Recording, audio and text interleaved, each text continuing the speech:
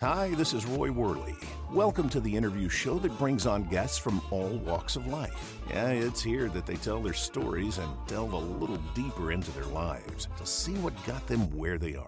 So grab a drink, have a seat, and relax, because this is the Leo Effect. When was the last time a short movie shook your emotions to the core? When was the last time a short movie caused you to rethink everything you stood for? When was the last time a short movie made you proud to be an American? When was the last time you felt the emotion to stand up and cheer after a short movie? The new short movie, I've Got Your Six, written and directed by Bill Foster, one of the industry's newest and fastest climbing directors, will answer all of those questions. Rarely has there been so much packed into a short movie that when you leave, you'll feel more proud of our American military veterans. A movie that was cast only with American military veterans will have you on the edge of your seat, cheering for our veterans and what makes America great. I've Got Your Six will be hitting the film festival scene soon. Be prepared to drop what you're doing and go see this powerful movie when it comes to your area. Hello, ladies and gentlemen, and welcome back to another exciting episode of The Leo Effects. Today, I am joined by a very special guest. It's been a long time in the making, trying to work out schedules and whatnot, but I am so unbelievably happy that she's here and I get to chat with her. Today, I am joined by Kristine DeBell. Hello, ma'am. How are you? Hey, Ray. I'm good. How are you? Great, now that we're finally getting to talk. Of course. Damn those schedules. Yes, I know. I need to get me an intern. That's what I need. But don't we all? So rolling right into this, I won't break tradition with, what do you feel like you might be most known for, or what is it that you are most proud of in your career? Well, those are two separate questions, really. I would say that I'm most known for meatballs, obviously, and then the thing that I would say that I'm most proud of in my career was I played Blanche Dubois in Tennessee Williams' Streetcar in a regional theater up in the 90s, I'm thinking. Yeah, back east. That's awesome. That's really cool. Yeah. And that was a theater thing, right? Not like a... Yes. It was theater. Yeah, I did. That's it was cool. Theater. Is that... So... Mm-hmm. As anybody who may know you and those that may not, Kristine's done so many amazing things. Definitely click the link to the IMDb that I'll post in the description of this. You got to check this out. But so my first, question getting into how things went, I got to ask, is obviously doing movies and doing theater are two totally separate entities. Do you feel that doing theater is a little bit more personal, or do you think doing a movie is? Well, it's hard to, kind of, because you have an audience, right? But somehow I think film or television is more personal because the camera is right there. The great thing about theater is you have a live audience. So you have that instant gratification, people laugh, people cry, it's right there. But still, yet they seem far away. I don't know, but with television and film, the camera is right there. It's like you twitch and it sees the twitch. So that seems to me much more personal. Okay, that's fair. That's pretty fair. So looking over your stuff and kind of going back, you started off all of this as a model. Yes, I was modeling for Ford models in New York City. Yeah. Yep. What was it that made you decide to make that shift from doing modeling to getting into movies and television? Well, I'd done theater, so thereby it's not similar, but I think I was thinking about that. I'm not sure really. I think that's just when I was in New York modeling, right? That's what other girls were doing. They were, auditioning for film and television. I don't think I'd really thought of it till then. Oh, okay. And I'm like, oh, okay, I guess that's something I could be doing too. that seems fair. And this episode's obviously all about you, but you did some rather notable things with, like, Meatballs, for instance. That was Bill Murray's first movie. Yep, and Ivan's directorial debut as well. Yeah. So I mean, and you had a couple others like that with Richard Gere and Jackie Chan. So, you were there. Crazy. Yeah, I was there at the very beginning. I'll voice up people. That's so yes. cool. All right. Well, moving on with that, let's kind of talk about the movies and television part of your life for a moment here. You did some stuff with Night Court, and you did some stuff with The Young and the Restless, right? Yep. I did. I'd actually started on The Young and the Restless before the one that's on my IMDb page. They would often do a summer supplement. And I remember being, just for a few months in the summer when the kids were off, and it was usually something that would relate to kids back when kids watched soap operas. Now they don't watch them anymore. Yeah. So they have their own channel. Kids are doing other things, but, so it was a summer supplement. So it was, teenage runaways or don't do drugs or this or, and so I remember doing that, and they liked me because I could cry on cue. So, nice. Soaps love that stuff. So they brought me back, and I auditioned for this character. And someone said that there was a website or something about or they'd found something about The Young and the Restless, and like they had like their most popular, not episode or series, but like storylines. And mine, I was right there. My storyline was one of the most popular. I'm sure there were others, but so that was kind of cool. Yeah, so I was on there for almost a year in 81, I think. 80, yeah. Yeah, and it was great. I was a teenage runaway, became a teenage hooker, and got hooked up with whatever. But it was awesome. Yeah. Yeah, young girl who just, had to cry a lot. I have no doubts that yours was one of the most popular storylines, no doubt. So what was your what was your trick? How are you able to just waterworks on command? I have no idea. I think people can just do it right. I see actors that can just well up, and then it's like I did when a few years ago I did a what was it? It's one of those reenactment things, and the girl that I was with was supposed to cry. We were both supposed to get well up, and they came in with the teardrops, and they dropped them in her eyes for the shot. And I'm like, oh, no, thanks. I won't be needing those. You know what I mean? And then I was doing a film with another young girl, and he said, well, yeah, let me film you guys just thinking about stuff. And I said, is crying okay? He goes, oh, yeah, that'd be awesome. So I just sort of let a tear drop, or, I don't know. And she's like, oh, my God, how do you do that? And I said, I don't know. I mean, it's like, just think about something sad. You know what I'm saying? I mean, that's it. It just I guess it just comes more easily to some people.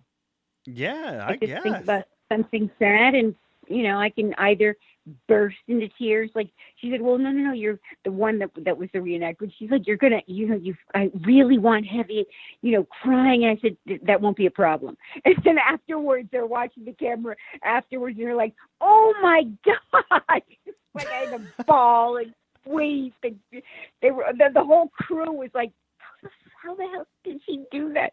Like, I don't, whatever. That's awesome. Some actors. That's cool. Yeah, I don't know. I don't mean to laugh, but that's just, it's. I had a tormented childhood. I was beaten. No, I'm just teasing. Well, that kind of leads into my next little question is, when you started into the modeling and then getting into TV and movies and all of that, did you have a lot of support, or did people think you were just off the wall crazy? No, I think people just thought I was off the wall crazy. No, I mean, I didn't. I mean, it was the 70s, late. I just left home, and I said to see it. My parents. I know I was in New York. I'm staying with a friend of the family's, but then in California, I ended up making friends. I mean, really terrific friends that I have to this day. But but I was kind of on my own, figuring it out. Okay. Yeah. I wouldn't say there was my mother had said to me when I've told the story, I grew up in the time when girls that were popular, I called them the va-va-va-voom girls, it was the curvy look, large breasts. And, I was this tall, thin waif with no, and so I remember seeing a photograph of Twiggy. I've said this many times, or I guess I don't mean to say many, but I've done a few interviews and people ask me this, and unfortunately I tell them the same story, but I happened to be looking in a magazine and saw, Twiggy, who was this very thin, popular model, and I was like, oh, that's what you're supposed to do when you look like me. Oh. Well, you figured it out. And I used to joke that I used to joke that I feel like sometimes the ugly duckling that turned swan. I mean, I was just unpopular. I played sports. And you're just not popular. I did theater in school. And then, the theater kids. And then, people then, after having a career, and people are like, oh my God. So it's like, really? What? So it's like, I kind of blossomed, I guess, into what I was supposed to be, which was, some people find, or what they've seen, right? Mm-hmm. Attractive, funny, popular. It's like, whoa, how'd that happen? Oh my gosh. Do you now, doing all these different roles and things, do you have a preferred genre that you like to do, or we just, nope, I'll do everything? Yeah, no, I wouldn't say I have a preferred. I mean, I do love theater. I mean, it was how I started. Mm-hmm. And it took a bit to figure out the difference with TV and film. But, I joke that when I went back to doing theater when I went back east after, I wanted to raise my kids back east, and I did a play, and I think it was Sondheim's Into the Woods, and because I used to be a singer. But anyway, so he said, you're upstaging yourself. And I'm like, well, can't you just move the damn camera? And they're all cracking. Because honestly, I didn't understand. I didn't know at that time, before I went back to the theater, about stage right and stage left, because I had always, for 4 years when I was doing theater, I worked in theater in the round. So it was just, it was a round stage with 6 or 8 exits. So it's a totally different thing. Gotcha. And, you're still doing stuff today, aren't you? I mean, yeah, like I have been. Yeah, I did some Lifetime stuff for a friend. Yeah, when I came back out, I did a bunch of talking animal movies with a friend of mine, which was fun. Mm-hmm. I've been, and then other people that I've met through friends. I have, I've done some stuff. That's awesome. Kind of fun. Yeah. Do you what do you do in between stuff like that? Do you have any particular hobbies that you enjoy doing, or do you just kind of wait for the next role? No, I'm actually not really doing anything right now, because I'm actually looking something up right now, believe it or not, which I shouldn't do while I'm talking. But I promised myself if I was going to talk about something, I would remember the person's name. And then every time, have you ever had this happen that you have a mental block with one certain person's name? I'm like, you can know them for, I don't know. I have this thing. It's like it's almost like would be an ongoing joke. It's like someone that I've known, and and it's like, because I couldn't think of it once, every time I can't think of it. It's like, I'm like, oh, well, I should write it down, because I'm better if I've written things. But okay, I'm off topic now. The question was, you know what I'm doing right now? I'm working for a nonprofit called Global Possibilities. There's a website. It's about educating the public about our environmental. It's great. Oh, okay, that's awesome. Yeah. That's a great cause.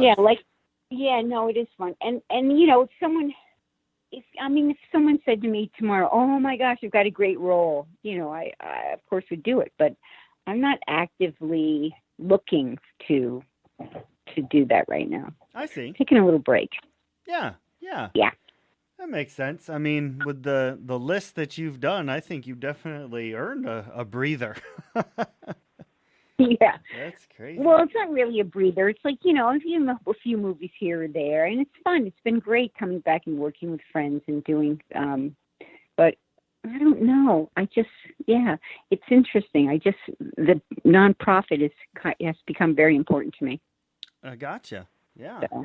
Have And you? I'm hoping, I was saying a friend of mine is Dan Yost, who was one of the writers on Drugstore Cowboy, and he's making some films, and we've met, and we both have a love of sci-fi. So he Oh, said, well, let's, I'm going to write a sci-fi. Let's do a sci-fi film together. So I could say that might be coming up at some point, but I don't know when. So that's cool. And actually, that perfectly leads into what I was just about to ask: is if you had considered maybe stepping into the role of a director or a producer or even a writer at some point. it's interesting. At some points I did, like I had ideas for films that I would love to have seen done, but I never took that step. Even my mother once sent me a book on how to become a writer. She thought I should write, but it's too late now. I used to have the thing, the pitch. I could just pitch an idea, but that has long passed. But no, not really. I thought about it, like I was involved with a theater company for a while, and I was like, oh, I bet you I could do it. I don't know. I just haven't taken that leap. I see. I've thought about it, but haven't done it. All right, that's a fair answer. So it's out there, possibly, maybe, and Yeah. do you have any funny or crazy stories of maybe anything that happened backstage when you were filming? Oh, you mean like? Well, yeah. I tell the story of the meatballs because it's just so great. And unfortunately, they're the same stories, but That's all right. in the opening of Meatballs, when Bill is tearing up the rules, he's like, "Gentlemen, the rules, will be in here when you're," and rips them up. And I joke that that's sort of like what it was like with the script. There was a script, right, of sort of, but it was all improvisation. And when we were shooting the cabin scene, when the boys are sneaking up and listening to us joke around in the cabin, all that was improvisation. And then when we came out, and I said, "Oh, let's all just pop our heads out 1, 2, 3 from behind the tree." That was my idea. It was just like fun stuff. Like it was such a fabulous. It was just such a great experience, right? Doing Meatballs, and I just enjoy. It's easier. Sure. After being on a soap opera and having to memorize 11 pages a night of dialogue, I can certainly do that. But improvisation is definitely something that I prefer. Forget the script. Let's just talk, right? We have something to talk about, and let's do it. I got that opportunity. I read for Raging Bull, right? And one of the prereqs was the actress has to be able to improv. And Sharon's like, "Oh yeah, she can improv." So my agent at the time, so I remember she dressed me in this polyester sheath, and it was because I used to. I knew you were supposed to dress as the character, but I did things like chop my hair off or wear jeans or dress like a boy. And she was like, this is a very important audition. So you're wearing this. I'm like, okay. And I went to the audition, and it was for Raging Bull. And so I walk in, and I'm sitting there, and it's De Niro and Scorsese, and, they were chatting. And then they're like, so De Niro, well, Scorsese, look, you guys want to do the scene? It's the opening scene, right? The mini golf scene. And we're like, yeah. And so I go to stand up, and De Niro puts his arms around me, and my mind is going crazy, like, holy shit, Bobby De Niro has his arms around me. Oh my God. And I feel myself melting into him. And then I'm like, oh, wait, we have to do the scene. Oh my God. That's right. Improvisation. And what's the scene about? And then I'm just thinking, I'm like, who's going to start, him or me? Is he going to say something? He's not going to say something. It's Bobby De Niro. And then all of a sudden I just, looked at him and said, look, are we going to play golf or what? Yeah, it was pretty funny. That is I thought so. awesome. Yeah. Oh, Oh, Yeah, a geez. friend of mine just did a film with him, and she produced a film that he did. And so we're sitting around the table, and everybody's, she's telling her about all these great Bobby De Niro stories, and it was from some friends that hadn't heard mine. I'm like, I felt like I didn't want to raise my hand. I'm like, wait, when can I tell my Bobby De Niro story? That's a good one. I feel like that would win. Oh, yeah. Yeah. Oh, geez. Yeah, that's funny. I win. Well, no, she won. She definitely won. But she had a bunch of great stories. It's just always like, it's like, holy crap, it's Bobby De Niro. Yeah, yeah. Oh. Yeah, Rob, whatever. Rob. Do you have, knowing what you know now, do you have any advice that you would give to, little you that just came into the business? The business has changed so much, so the advice would have been so different if I was talking to young me back then than young me now. But that's true. There are so many more avenues for actors and filmmakers, and people are making their own films and getting them into festivals. But it's just like, it's hard to say young me, because young me was, was just like wild and crazy. And I can't give I know what I'm going to say. I can't give young me advice because I know she wouldn't listen. So, there you go. but if I were talking to young actors, it's really just follow your heart, work hard, study your craft. Do what you've got to do to get, it's just difficult now. So I'm always helping actors, because whenever I've met young actors and they're like, oh yeah, it's not, because I know it's impossible to get an agent. Give me your resume. I'll get you to my agent. Right. So it's just, you want to help. It's just, used to, I don't know, it just seemed easier. That's some really great advice. Or maybe advice. it was just easy for me. Thank you. I try. You want to support other actors. People need all the help they can get. Young actors, filmmakers. Yeah, people just getting into it. They don't know what they're doing. They're got their fingers crossed and hoping and, doing what they can do. So that's great. I think the takeaway is be a family. Too. Yeah, it is. It's a family. But also I think sometimes it's like, I think studying your craft, but, maybe even, going to college for that. Like, I didn't do that, right? But there are some that do and some that don't. Some just come out here and study with someone like I did. But other friends have, gone to the American Film, whatever it is, you know what I mean, to study your craft. So however you choose to do that, but it is important. There you go. Yeah. Do you have any projects? I mean, you said you're not really working on anything in a movie kind of capacity, but you the sci-fi. Oh gosh. Yeah. Well, yeah. It's like, that's the only thing that I would say is kind of might be in the pipeline. I don't really. But like I said, if a friend comes to me and says, "Oh my gosh, you've got this great role," then I'm in. Right. And you've got the nonprofit. Yep. And what was the name of that again? Yeah, it's globalpossibilities.org. That's a website that I helped build. Perfect. And for the woman that runs it. Put a link to that in the description of the podcast so the listeners can check that out too. Get some traffic going that way. Yep. So that'll be great. Would you like to take a moment to let the listeners know if you have any social medias that they can follow along and see, a day in the life? Sure. Oh, no. Yeah, of course, right. That's so sweet. Yeah, it's all me. It's like Instagram is at Kristine DeBell. Twitter is at Kristine DeBell. And Facebook is just my Kristine DeBell fan page. Oh, there you go. Those are the three major. Okay, the three majors. Oh, yeah, no. And then, of course, my website. Like, people, I sell autographs. I created a website of my own. I'm pretty proud of that. And it's KristineDeBell.com. And, I built my own website. Woo-hoo, with a little help, but not a lot. And, and I sell if you go to the shop page, it's just a list of all my films, and then you can go to your favorite film and choose a photograph, and I'll sign it and send it to you. Or if you have something that you want me to sign, there is, if you click on the shopping page, there are directions how to get it to me so I can sign it for you.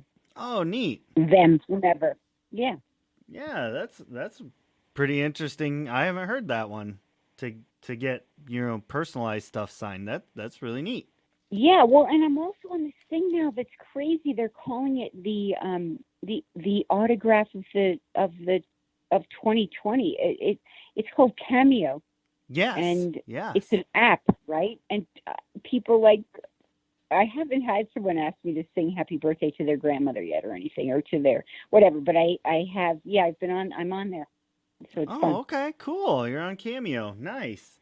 All right, Yep. Well, I'm going to attempt to put links to every single one of these things in the description. I don't know if there's going to be a big enough box, but we're going to try. No worries. Thanks, Ray. That's awesome. Thank you so much. Yeah, absolutely. Anytime. And, I just want to say thank you so much for coming and talking to me. This has been so much fun. You definitely had me laughing. This has been a great interview. Thank you. Oh, you're welcome. Yeah, you're welcome. And it's been fun being interviewed by you, Ray. You are a terrific interviewer. Oh, well, thank you. I appreciate that. And, I would not even be sitting in my little comfy chair here doing these interviews if it wasn't for the listeners. And I want to say thank you all for coming and listening and lending your ear and doing what you do best, which is having fun. And we'll see you all next time. Ladies and gentlemen, boys and girls, creatures of all ages, what an amazing show. Thank you for lending an ear and joining us. I'm the host, Ray Rumsey, and if you want to hear more interviews, simply head to anywhere podcasts are heard, Facebook or Twitter, and search The Leo Effects, with an A, not an E. If you'd like to hear me doing silly voices and making a general fool of myself, head over to Shattered Dungeons on YouTube, Facebook, and Twitter. We live stream every Tuesday night. More projects are in the works. For now, stay tuned for more interviews. To book yourself as a guest, you can head to theleoeffects.wixsite.com/podcast or send me an email at theleoeffects@gmail.com. Remember, this has been The Leo Effects, and great shows require great listeners, just like you. Thank you, and we'll see you next time.